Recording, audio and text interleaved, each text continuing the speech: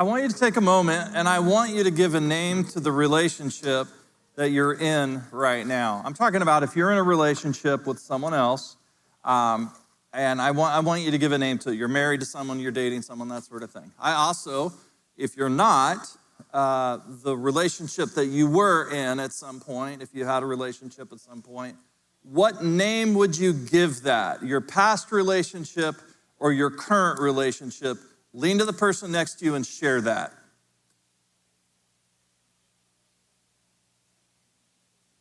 What do you call it?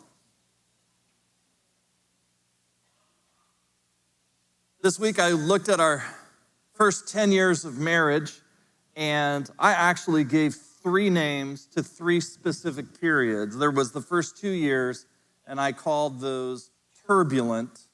There we go, turbulent. And then I called the years 3 to 5 stable, and then up until 10, leaving exile, right? And so last week we talked about exile as a place where we have been plopped and we feel like our best days are over. This is not going to change. And I'm thinking specifically of friends whose marriages aren't bad, but they're flat. Friends who have done everything right in their career, but they still feel this emptiness.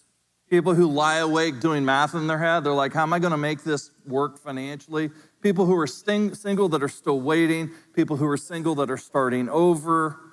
Friends who got everything that they wanted, but it just didn't work. Psychologists are beginning to understand that suicidal ideation, suicidal thoughts do not stem solely from depression. That's what we usually think, right? If you're like, hey, I just want to peace out here, it's because you're depressed. Well, what they're realizing is there's another factor which is actually bigger than depression, and that is entrapment. The feeling there's no way out. Researchers said those who begin to feel entrapped were many times more likely to entertain suicidal thoughts. And that makes sense because exile, being stuck, is a breeding ground for powerlessness. And if you think you're powerless to do anything, to change anything in this whatever you're where you are, you're like, what options do I have? Tolstoy said, happy families are all alike. Each unhappy family is unhappy in its own way. And for people living in exile, the way out is always the same, okay? So I'm going to show you something in a second, and it's a graph that I made of our marriage, and it's very clear. This will help you out here, right? I'm in exile for the first 5 years. Something happens, and then we're leaving exile for 10 years.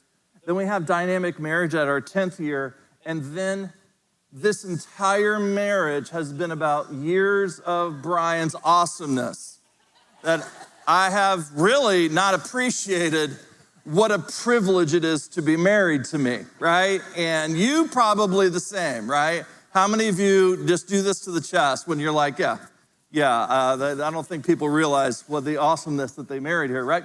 But what I want to show you is something happened at year 5. Something happened at year 5 that got us out of exile. And for those of you who come from different backgrounds, those of you in physics they call this a nonlinear jump. Or in economics, this is a structural break.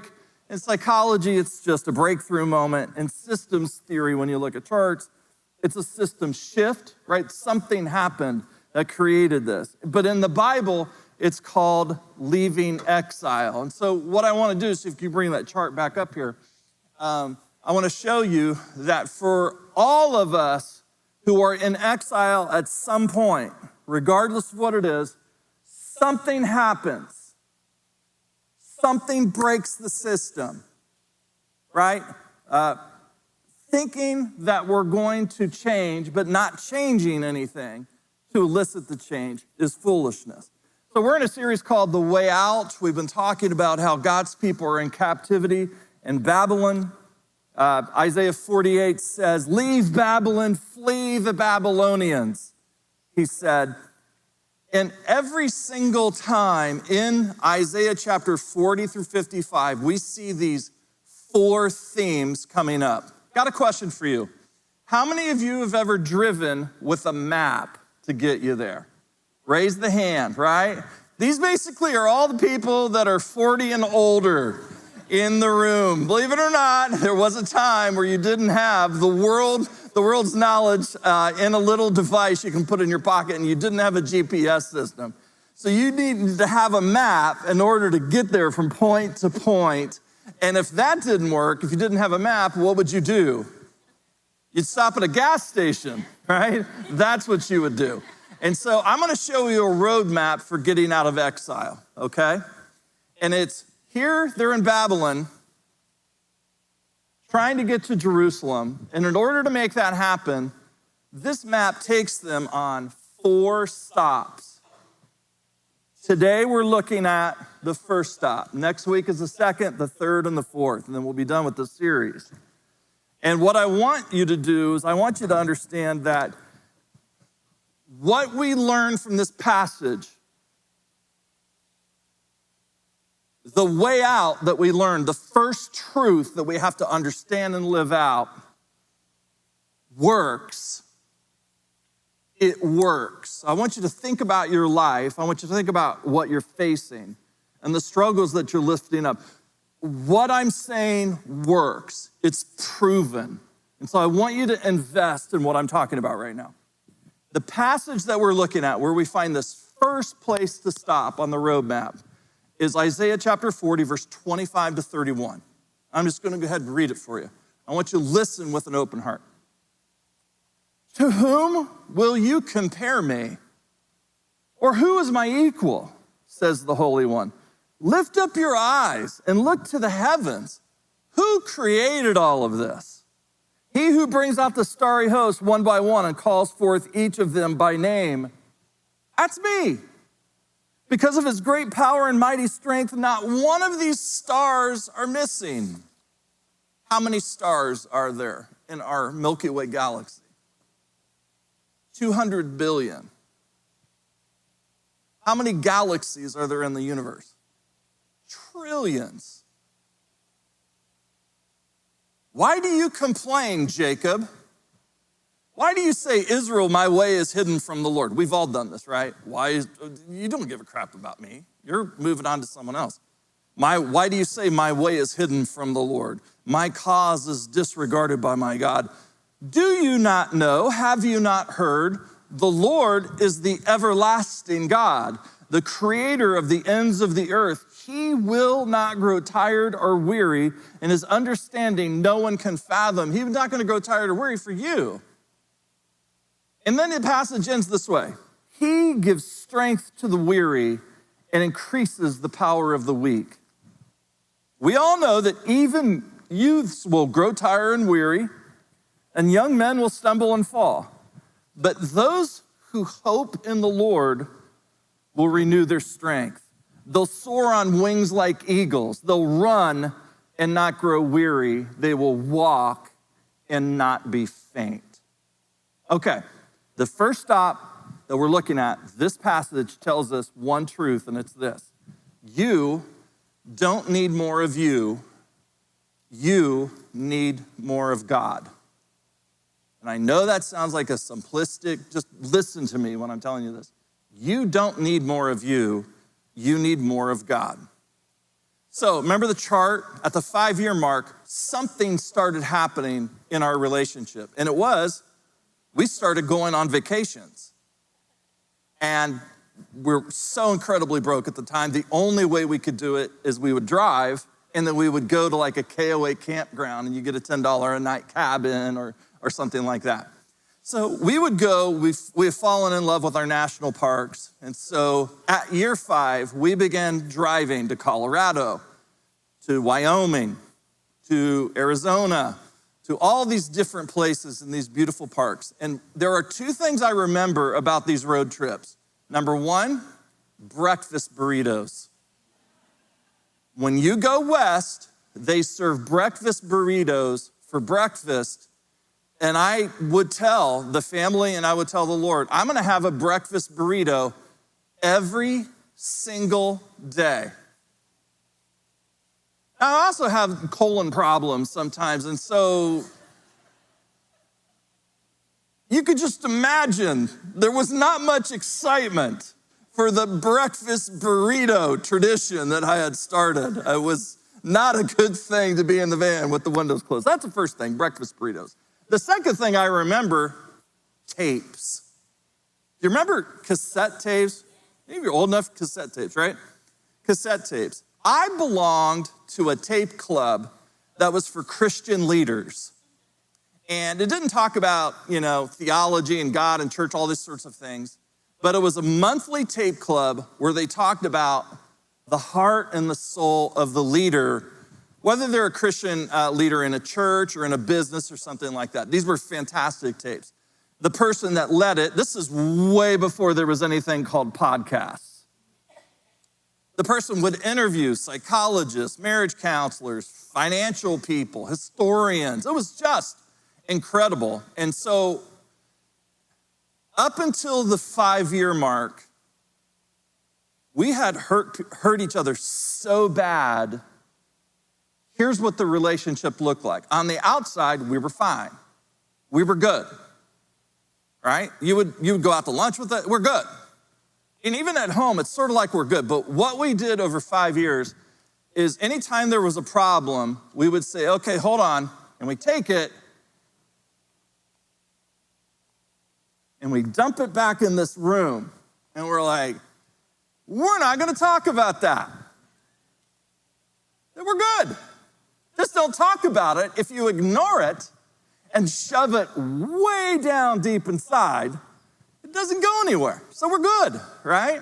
So 5 years, that's not exactly what happened. After lots of fights, lots of arguments, and piling and stocking up 5 years of issues, we started listening to these tapes, and what we would do is that we would have dinner together. The kids would go to sleep about 7 o'clock, and then I like to drive. So I would drive from 7 until midnight, and I would throw the tape in.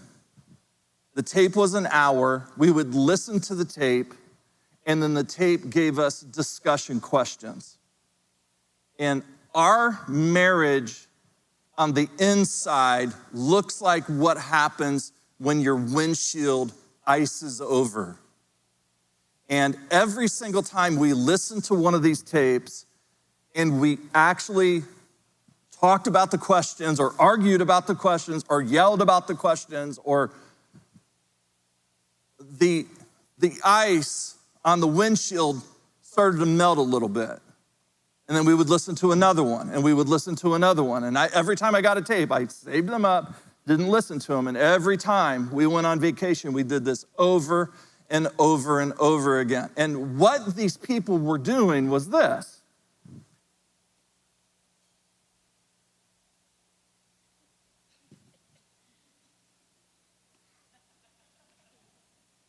Let's talk about this.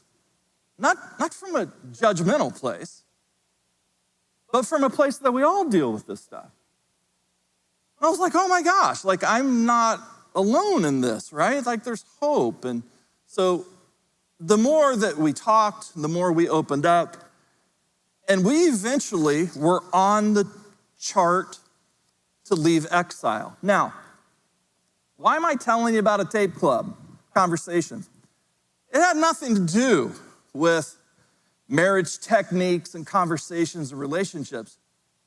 What influenced us was listening to Christian leaders who had God big in their life leading their relationship. And I gotta be honest, even though I was a pastor, I had never even thought about God actively leading the relationship.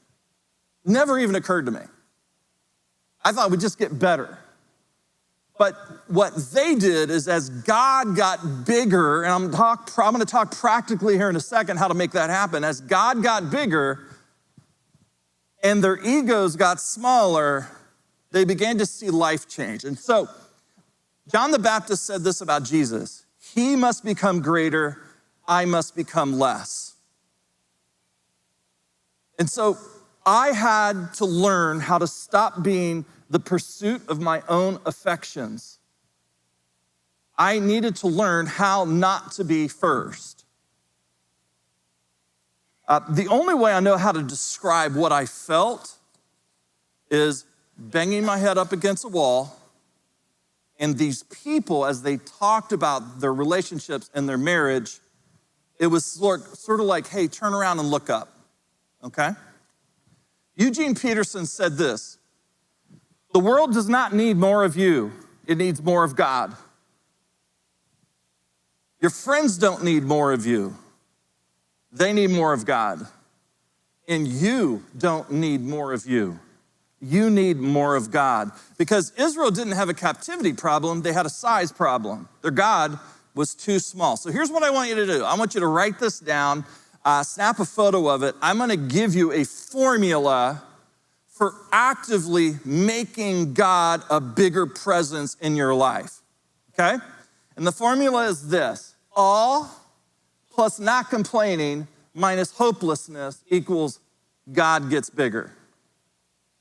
All plus not complaining minus hopelessness equals God takes a bigger role in your life. So the first part of the passage says this: who is my equal? Look up your eyes and look to the heavens. Who created all of these? I love when I talk to people who are atheists or people that are agnostic, because at some point in a conversation, I will say, look up and explain that to me. Because we know there was a starting point. What existed before the starting point? And we know this has been expanding since the beginning of time, and it just keeps going. Who did that? It was something that obviously was more powerful and bigger than the thing that it created. And so God is like, if I know you're looking for someone right now, you would love to be with someone right now. I know you're trying to keep your head above water financially. I know you feel unsure or empty or scared, but you need to look up. Your gaze is on Babylon too much. You are looking at your problems. You need to lift up your eyes. C.S. Lewis said, in God, you come up against something immeasurably superior to yourself. Unless you know God is that, immeasurably superior to yourself, and yourself as nothing in comparison, you do not know God as well. So, practically speaking, I'll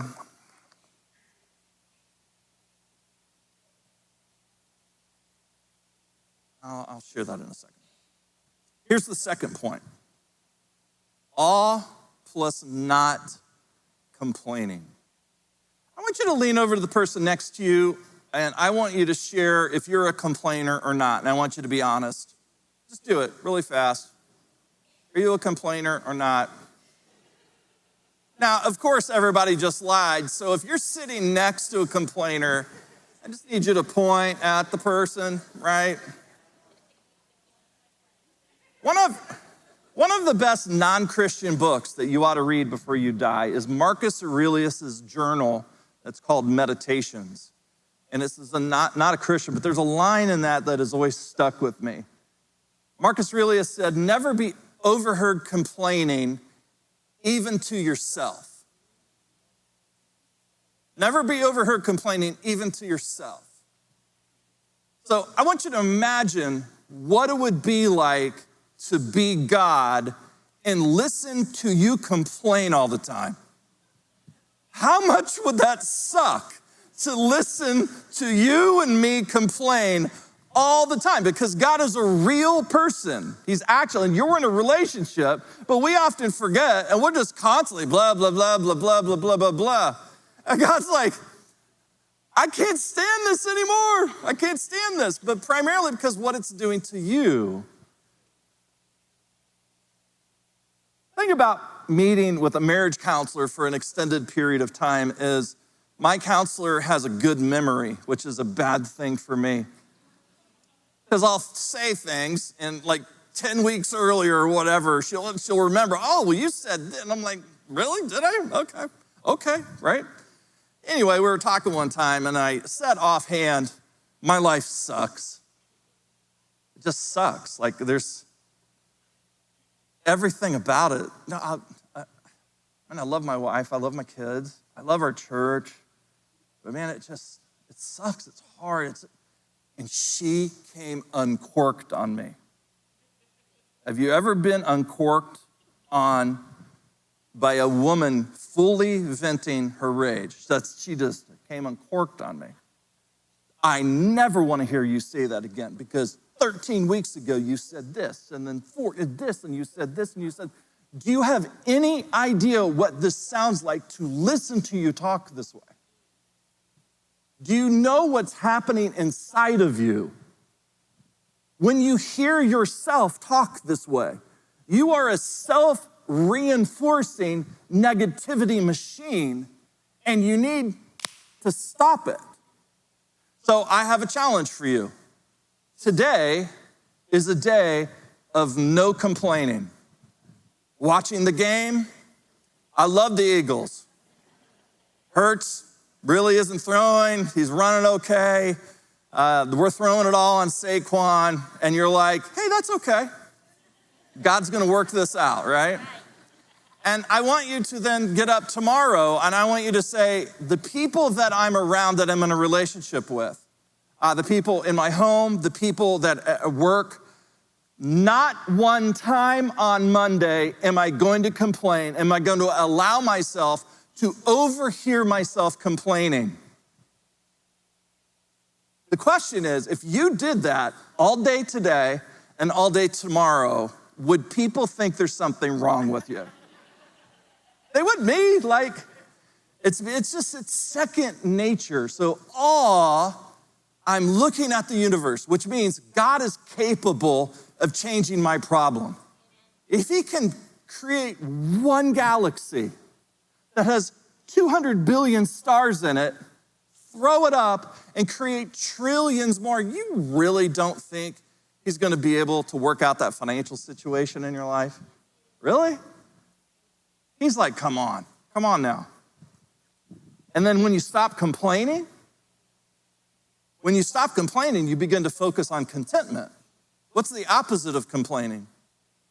It's not being satisfied with mediocrity. It's not even being satisfied with someone else's crap. The opposite of complaining is, I do not have to respond to everything that I think I need to respond to. I don't need to do it online. I don't need to do it in my home. I don't have to do it in work. I don't have to give a response every single time. All right. Here's one thing I want you to do. I want you to pull out a picture. I'm gonna pull out a picture. Pull out your phone. I need you to snap this right here. You're not allowed looking it up until after church. I want you to text verse, V-E-R-S-E, to 80123.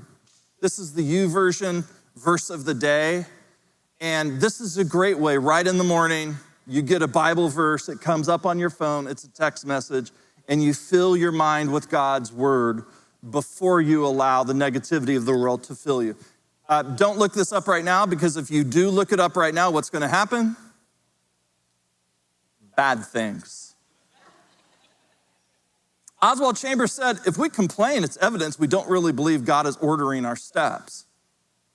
And so this week, I want you to keep telling yourself, as you say, I am not going to complain. You can't make God bigger in your life if you're rehearsing how small you think he is. You can't make God bigger in your life if you constantly are rehearsing how small he is. Why didn't you do this? You obviously could, and why are you in this, and this, and this, and this, if that's all we're doing? So here's what I want you to replace in your internal conversation in your head. Replace God doesn't care with God hasn't quit. Replace God's late with God's working. Replace God's silent with God's shaping me in the silence. Replace I'm forgotten with I'm being formed. Nothing's changing with something's growing underground. I'm too far gone with God's not finished yet, and this is falling apart. with God is rebuilding something better. All plus not complaining minus hopelessness, God gets bigger. The last one, hopelessness. Look at what he says. He gives strength to the weary, increases the power of the weak, blah, blah, blah, blah, blah, blah. But those who hope in the Lord will renew their strength. I'm gonna do I didn't ask this person ahead of time, so we're just gonna do it. Yeah, come on. No. Oh, yeah, okay. Well, yeah, you're even better. Sorry, Kirk. You actually have muscles, so that, all right, this is my friend Tom, okay? Now you can pull me right off the stage because you have leverage and you're not going to do that. You're gonna hold my hand, okay? And what you're gonna do is you're gonna give tension. You're gonna start to slowly and I'm gonna pull back, right? The Hebrew word for hope is the Hebrew word for tension. And it's, you are trying to pull me down. Hope is, I'm not gonna be strong enough to hold him off very long because he's in the advantage. But I know that there's someone who is strong enough, and all I have to do is hold on just long enough until that person shows up. Thanks, Tom. That's what biblical hope is. Biblical hope is not passivity? How do you say that? What is it? I just need you to finish this sermon. Can you do that? Hope is not being passive. It is defiance. That thing that keeps me in exile. You got me, man, but I'm holding on. I'm holding on. And all I have to do is, I don't have to beat you. I just need to outweigh you for him. So, I need everybody to stand up right now. Everybody to stand up.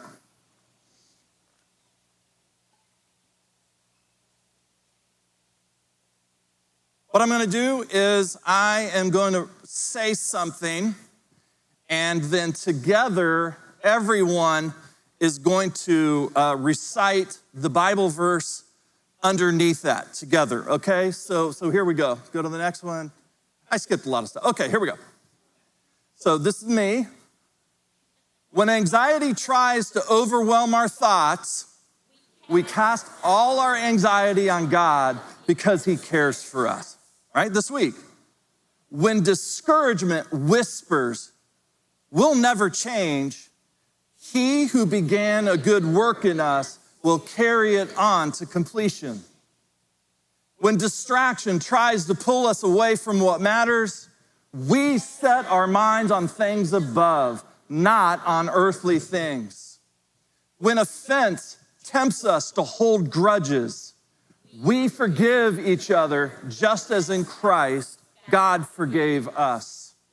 When fear threatens to paralyze our faith, God has not given us a spirit of fear, but of power, love, and sound mind.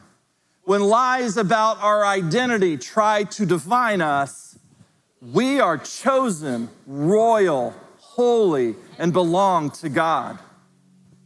Today and every day, we will not be conformed to this world, but we will be transformed by the renewing of our minds. Thanks for watching today's message. Make sure to check out Brian's new book, Finding Favor, God's Blessings Beyond Health, Wealth, and Happiness. To sign up for Brian's newsletter, please go to Brian's website at brianjones.com.